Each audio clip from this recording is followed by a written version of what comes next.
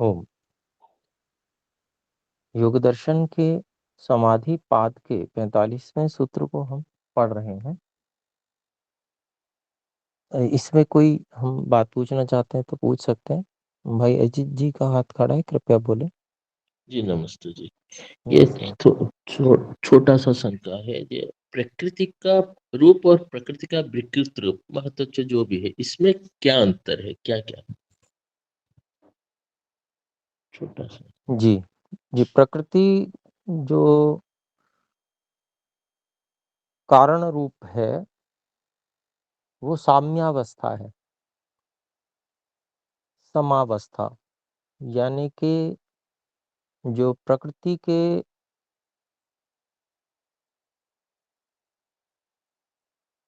कण हैं, यानी कि सत्व रज तम, ये दूर दूर बिखरे हुए और किसी कार्य में आने योग्य स्थिति में नहीं है। यानी कि बिल्कुल सामान्य अवस्था है, जैसे कोई कुछ है ही नहीं, ऐसी अवस्था। जैसे हम शरीर का उदाहरण लें तो सामान्य स्थिति जो रहती है, सम अवस्था रहती है वात पित्त कफ की। तो ऐसी स्थिति में हम शरीर को भूले रहते हैं, जैसे मतलब शरीर पे ध्यान बिल्कुल नहीं जाता, हम अपने कार्यों पे पूरी तरह से एकाग्र हो पाते हैं। तो यहाँ भी जो सम अवस्था है वो एकदम अनुकूल अवस्था हम लोग हमारे लिए है, बिल्कुल। और अगर वही विकृत अवस्था हो जाती है, विषम अवस्था हो जाती है, तो वो ध्यान दिलाती है अपना। जैसे शरीर हुआ तो शरीर में कष्ट होगा, तो उस ओर ध्यान जाएगा बार बार, अन्य कार्यों में हम नहीं लग पाएंगे। तो ऐसे ही वहां पर भी कोई अनुभव करने योग्य वस्तु नहीं है। इस स्थिति में प्रकृति रहती है विरल अवस्था में। उसको साम्यावस्था कह दिया है। इसके विपरीत जो विकृत अवस्था रहती है, उसमें परमाणुओं को ईश्वर के द्वारा संयुक्त किया जाता है विभिन्न अनुपातों में।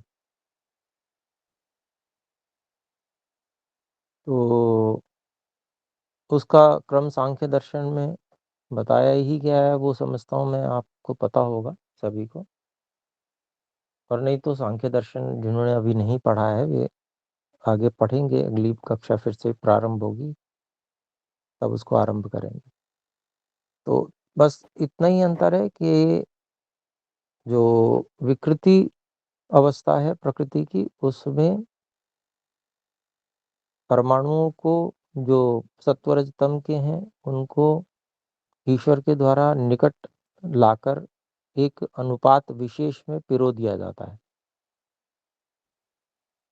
तो उससे कोई वस्तु सब प्रकट रूप में होती है, उसी को विकृत अवस्था कहते हैं। और उदाहरण उसमें घड़े का भी ले सकते हैं, मिट्टी का ले सकते हैं। मिट्टी दूर दूर पड़ी हुई है, लेकिन उसको इकट्ठा करके एक विशेष अनुपात में, एक विशेष संयोग से जोड़ने पर वो घड़े के रूप में आ जाती है। तो ये उदाहरण हो गया, इस प्रकार से उसको भी समझ लिया। जी जी, धन्यवाद। जी धन्यवाद। तो यहाँ पर जो हमारा और कोई बात तो नहीं है, ठीक है, तो आगे बढ़ते हैं। कहते हैं न च अलिंगात परम सूक्ष्मम अस्ति। यानी कि अलिंग यानी कि मूल प्रकृति, साम्य अवस्था, प्रकृति की जो साम्य अवस्था है, उससे सूक्ष्म अवस्था और कोई भी नहीं है। उससे कुछ भी सूक्ष्म नहीं है।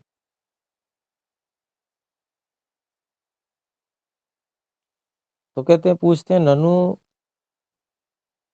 अस्ति पुरुष सूक्ष्म है? क्यों जी, क्या पुरुष जो है उससे अधिक सूक्ष्म नहीं है? तो कहते हैं सत्यम, बात आपकी ठीक है कि पुरुष जो है वो वास्तव में सूक्ष्म है अपेक्षाकृत, लेकिन थोड़ा सा और भी आगे बताते हैं। यथा लिंगात परम अलिंगस्य सौक्ष्म्यम, जैसे महतत्व बुद्धि तत्व से अधिक सूक्ष्मता प्रकृति की है, न चैवम पुरुष से, ऐसी जो है वह सूक्ष्मता पुरुष की नहीं है। फिर और आगे कहा पुरुषः किंतु लिंगस्य अन्वयी कारणम पुरुषो न भवति। जो महत्त्व बुद्धि है उसका जो उपादान कारण है, उपादान कारण समझते होंगे सभी, मैं समझता हूँ, यानी कि जो मटेरियल कॉज है वह पुरुष अर्थात चेतन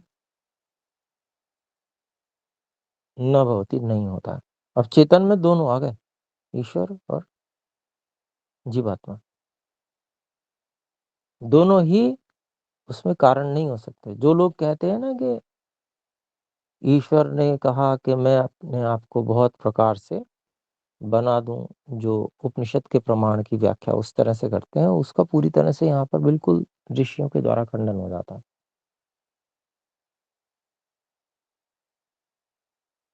तो वहां पर जो कारण है ईश्वर, वो ईश्वर निमित्त के रूप में कारण है, उसको बताया गया, ना कि उपादान के रूप में। उपादान कारण के बिना कुछ भी नहीं बनता, ना कोई बना सकता है। और जो कुछ नहीं, जो असंभव कार्य है वो ईश्वर भी नहीं करते, ना कर सकते। और इस बात पे थोड़ा सा बिदक जाते हैं लोग कि ईश्वर क्यों नहीं कर सकते, ईश्वर तो सर्वशक्तिमान है। तो ये जो है, ये बचपने जैसी बात है कि असंभव कार्य, जो असंभव है वो 3 काल में भी नहीं हो सकता, कोई भी नहीं कर सकता। तो इस चीज को समझना चाहिए कि असंभव कार्यों को करना ये कोई सर्वशक्तिमत्ता नहीं होती, संभव कार्यों को करना ही सर्वशक्तिमत्ता होती।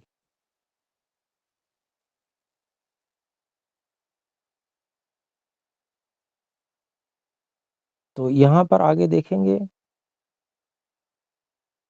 फिर आगे कहते हैं हेतुस्तु भवति इति, वह उसका हेतु यानी कि प्रयोजन, जीवात्मा जो है वो प्रयोजन तो होता है विकृति जगत बनने में। अगर जीवात्मा प्रयोजन ना हो तो ईश्वर नहीं बनाएंगे। जैसे प्रलय में, वहां पर प्रलय के काल में जीवात्मा को भोग देना प्रकृति के द्वारा ये प्रयोजन नहीं होता है, तो नहीं देते ईश्वर, उस समय निर्माण नहीं करते हैं, थोड़ा रुक के करते हैं अगली सृष्टि के लिए। तो फिर कहते हैं अतः प्रधाने सौक्ष्म्यम निरतिशयम व्याख्यातम, इसलिए जो मूल प्रकृति है उस ही में सबसे अधिक सूक्ष्मता व्याख्यात की गई है यहाँ पे। तो बहुत स्पष्ट और सही बात, इसमें एक और बात इसी से प्रतिध्वनित होती है, जो ये बात यहाँ कही गई कि यथा लिंगात परम लिंगात परम अलिंगस्य सौक्ष्म न न एवं पुरुषस्य, भिन्न प्रकार की सूक्ष्मता है। तो इससे एक और बात समझ में आती है कि पुरुष की जो सूक्ष्मता है वो किस प्रकार से प्रकृति की सूक्ष्मता से भिन्न है।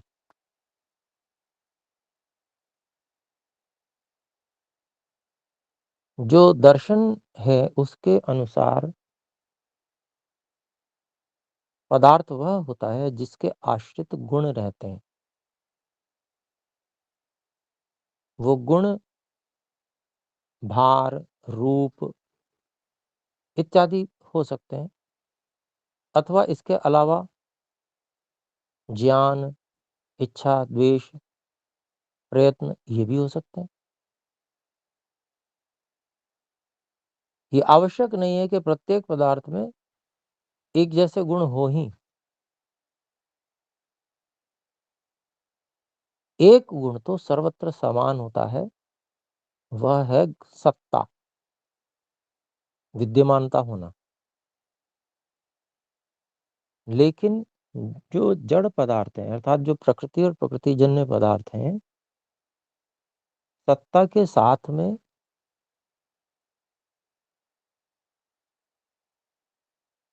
विद्यमानता के साथ में स्थान को घेरना, ऑक्यूपाई करना, ये गुण भी प्रकृति और प्रकृतिजन्य पदार्थों में होता है।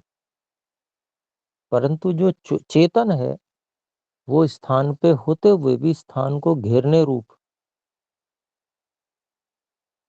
गुण उसमें नहीं होता।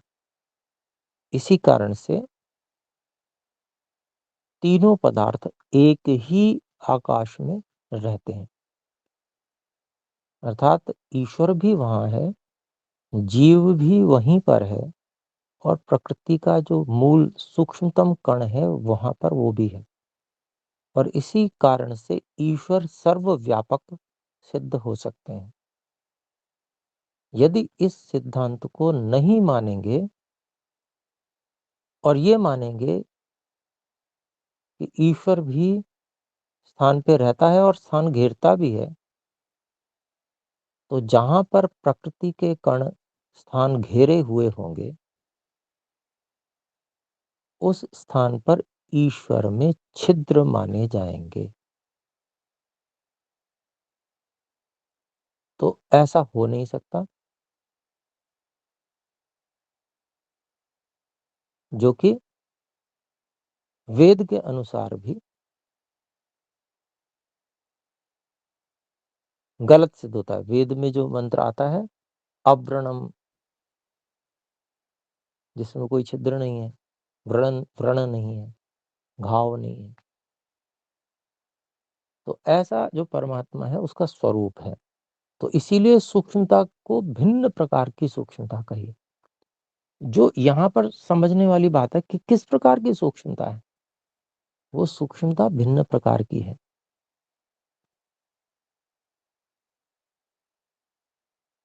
तो उसकी जो हम लोग उसको समझने की दृष्टि से उसकी अभिव्यक्ति इस रूप में कर सकते हैं कि स्थान पे होना और न घेरना यह चेतन का स्वभाव है। जड़ का स्वभाव ये है कि वो सत्ता भी है और स्थान को घेरता भी है। जहां पर एक जड़ वस्तु है वहां दूसरी जड़ वस्तु नहीं आ सकती। फिर भी परमात्मा ने आकाश नामक ऐसे पदार्थ की रचना की है। उदाहरण भी है जो कि जो अपने अंदर अवकाश प्रदान करता है। तो वो एक वस्तु अपवाद रूप में ऐसी बनाई है, लेकिन उसका स्वरूप भी इसी रूप में है कि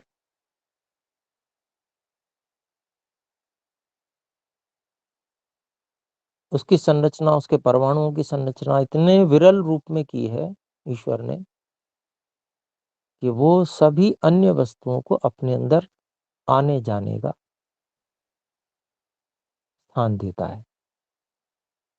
निष्क्रमणम प्रवेशनम इत्याकाशस्य लिंगम, ऐसा वैशेषिक दर्शन में सूत्र आता है। तो जो अन्य वस्तुओं को निकलने आने जाने का स्थान प्रदान करता है वो आकाश की पहचान है। और दूसरा जो शब्द भी उसका लक्षण है आकाश का और गुण है। तो अभिप्राय क्या है कि सूक्ष्मता, उसको समझना। यहाँ से ये जो एक छोटा-सा ही वाक्य है, लेकिन ये बहुत सारी चीज़ों को स्पष्ट करता है। इनसे बहुत सारी चीज़ें जो जिसके कारण से लोग भ्रमित होते हैं। बहुत सारे लोग तो इसी कारण से भ्रमित हो जाते हैं। क्या से भ्रमित होते हैं? बता देना अपेक्षित है, क्योंकि देखिए दर्शन पढ़ रहे हैं हम। इस कारण से भी भ्रमित होते हैं कि ईश्वर अगर सर्वत्र व्यापक है तो,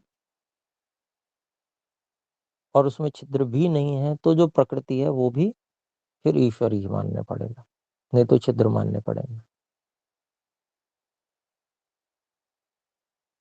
इस कारण से भी वो लोग, जिसको कहते हैं ना, समझ नहीं पाते।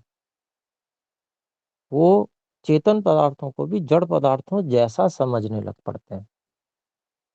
चेतन पदार्थों की सूक्ष्मता को भी जड़ पदार्थों की सूक्ष्मता जैसा समझने लगते हैं। जड़ और चेतन का भेद कर नहीं पाते हैं। इस कारण से ये समस्या अनेक लोगों को आती है। तो इस बात को यहाँ पर इसीलिए स्पष्ट करने का प्रयास किया। आइए आगे बढ़ते हैं।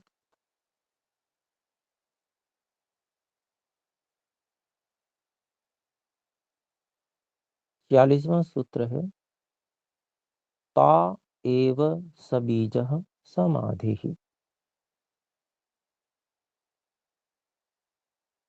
तो अभी तक जिसकी चर्चा चल रही थी, यानी कि जिसमें हमने सवितर्क, निर्वितर्क और सविचार निर्विचार समापत्ति पढ़ी है, उसके अंतर्गत जितनी समाधियां होती हैं वो ही सबीज समाधि के नाम से भी कही जाती हैं।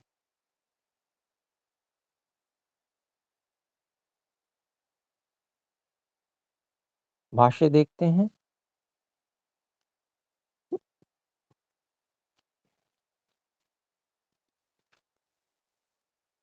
ताश्चतस्रः समापत्तयो बहिर्वस्तु बीजा इति समाधिरपि स बीजः। ताः चतस्रः समापत्तयः, वे चारों समापत्तियां, चारों, सवितर्क निर्वितर्क सविचार निर्विचार,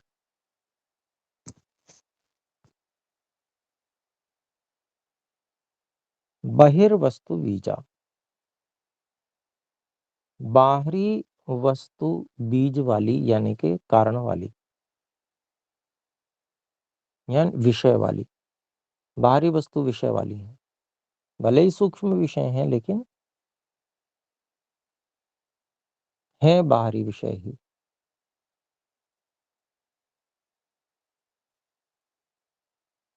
इति समाधिरपि सबीजः, इसलिए उस समाधि को भी सबीज समाधि कहा जाता है। जो संप्रज्ञात समाधि बाहरी वस्तु से संबंधित है, उसको सबीज समाधि कहा जाता है। तत्र स्थूले अर्थे सवितर्को निर्वितर्कः, तो इस विषय में जो स्थूल वस्तुओं में सवितर्क और निर्वितर्क समापत्तियां होती हैं, सूक्ष्म अर्थे सविचार निर्विचार निर्विचार इति, और सूक्ष्म वस्तु में सविचार और निर्विचार समापत्ति होती है। इति चतुर्धा चतुर्धोपसंख्यातः समाधि समाधिरिति। तो इस प्रकार से इति चतुर्धा उपसंख्यातः समाधि इति, इस प्रकार से चार प्रकार से व्याख्यान की गई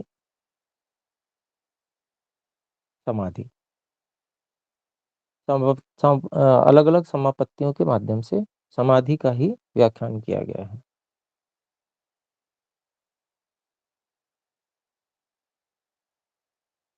और जो फिर संप्रज्ञात समाधि में ही अंतिम भाग है, वो अगले सूत्र में 47वें सूत्र में बताया, उसको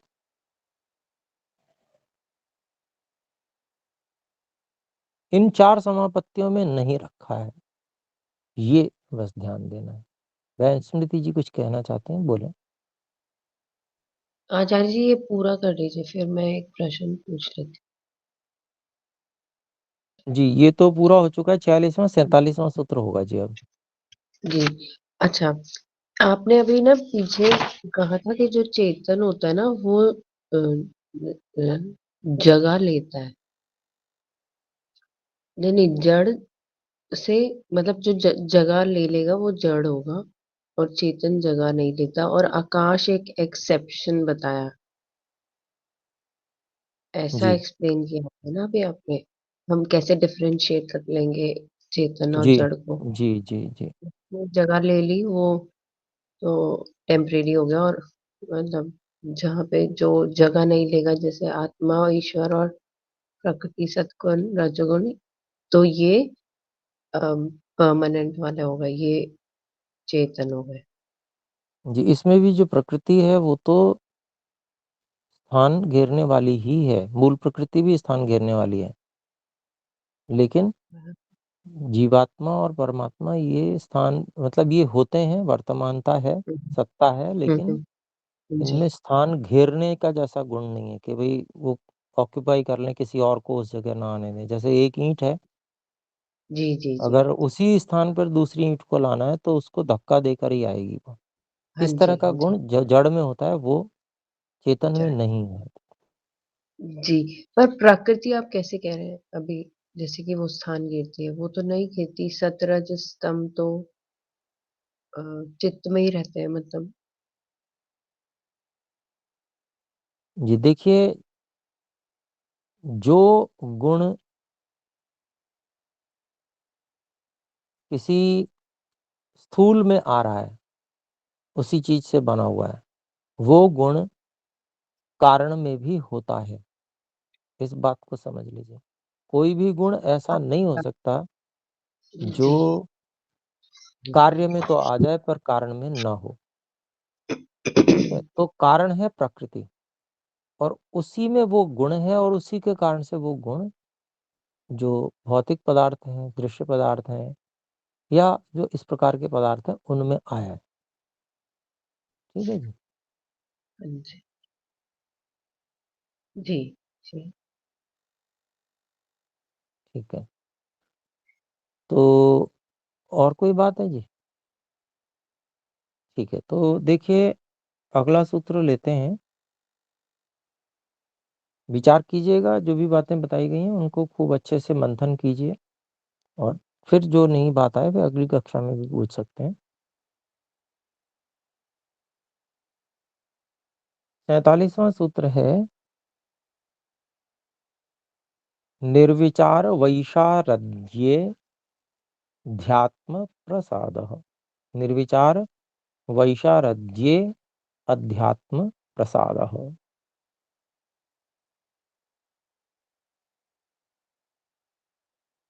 तो निर्विचार समाधि के पूरी तरह से शुद्ध हो जाने पर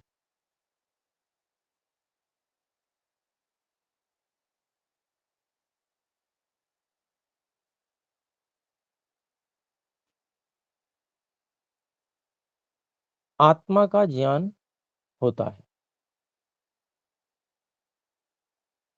निर्विचार समाधि में चित्त के शुद्ध और स्थिर हो जाने पर, वैशारद्य चित्त के शुद्ध और स्थिर हो जाने पर योगी का आध्यात्मिक ज्ञान उदय होता है। वहां से आरंभ हो जाता है अपने विषय में ज्ञान होने का, और क्रम वही है वैराग्य का। सूक्ष्मतम जो वस्तु है, बुद्धि तत्व और जो प्रकृति है, जब उसके विषय में उसकी सीमाओं का ज्ञान हो जाता है, पूरी तरह से उसके विषय में जान जाते हैं, उसकी सीमाएं पता चल जाती हैं कि भाई ये जड़ है, और ये जो जड़ वस्तु है इसकी क्या क्या सीमाएं हैं, तो उससे वैराग्य होता है। वैराग्य होके फिर उस ओर से ध्यान हटता है और अपनी ओर ध्यान जाता है। तो वहां से फिर आत्म साक्षात्कार की स्थिति आरंभ होती है।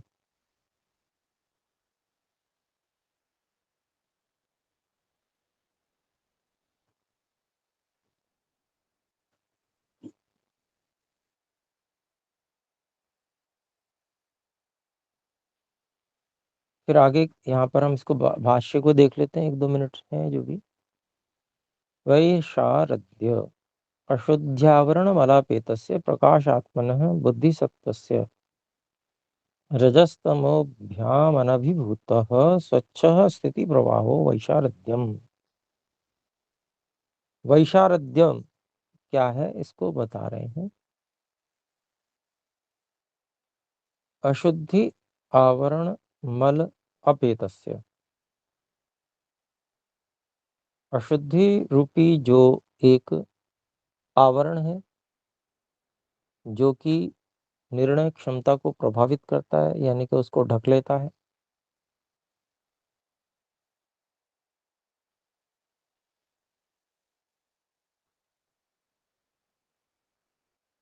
तो ऐसे हटे हुए आवरण अपेतस्य, जिसका आवरण हटा हुआ है, ऐसे प्रकाश आत्मन है, प्रकाश स्वरूप बुद्धि सत्वस्य, बुद्धि नामक पदार्थ के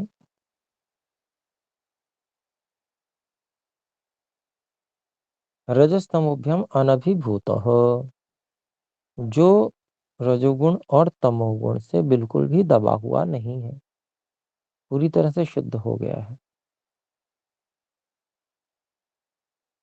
सभी प्रकार की रजोगुण की तमोगुण की जो अशुद्धि है और आवरण है, वो जो हट चुका है बुद्धि सत्व का,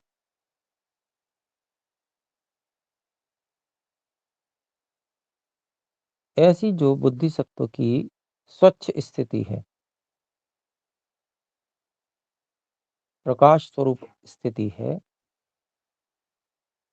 ऐसी स्थिति का प्रवाह निरंतर बना रहना, इसको वैशारद्यम, वैशारद्य शब्द से वैशारद्ये जो कहा गया है सूत्र में, उससे यहाँ कहा गया।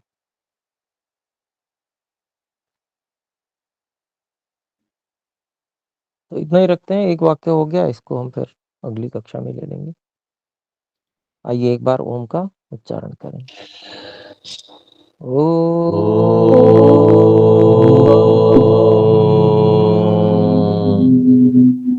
सादर नमस्ते आचार्य जी। सादर नमस्ते सभी को सादर नमस्ते। धन्यवाद आचार्य जी।